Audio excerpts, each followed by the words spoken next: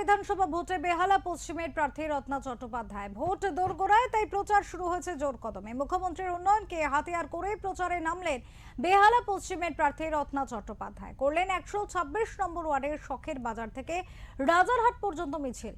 প্রচার করেন রত্না চট্টোপাধ্যায়, লক্ষ্মীর ভান্ডারকে হাতিয়ার করেন। ভোট বাক্সে বাংলার মহিলাদের ভোট পেতে তার এই উদ্যোগ বলে জানা যাচ্ছে। রত্না চট্টোপাধ্যায় জানান, মানুষের বিপুল সাড়া পেয়েছেন।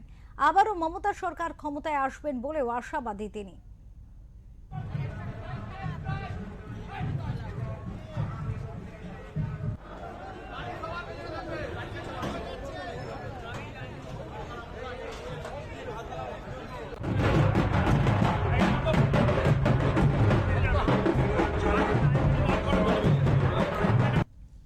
বহু মানুষ 126-এর আজকে আমার এই প্রচারে অংশগ্রহণ করেছে এবং মানুষ বারবার আসছেন, তার ফুল দিয়ে উত্তর দিয়ে সংবর্ধিত করছেন এবং আমাদেরকে বলছেন যে যেন আমরা থাকি এবং যেভাবে বাংলা চলছে সুন্দরভাবে সেই বাংলা সেরকম ভাবে চলুক, মমতা বন্দ্যোপাধ্যায় মুখ্যমন্ত্রী হোক তারা চান।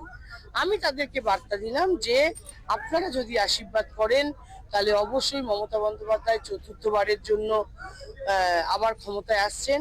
বিজেপির কুৎসা, বিজেপির নোংরামো, বিজেপি মমতা বন্দ্যোপাধ্যায়কে যেভাবে নোংরা ভাষায় আক্রমণ করেছে, মানুষ ঘাসের উপর জোড়া ফুল চিহ্নে ভোট দিয়ে তার মুখের উপর জবাব দেবে।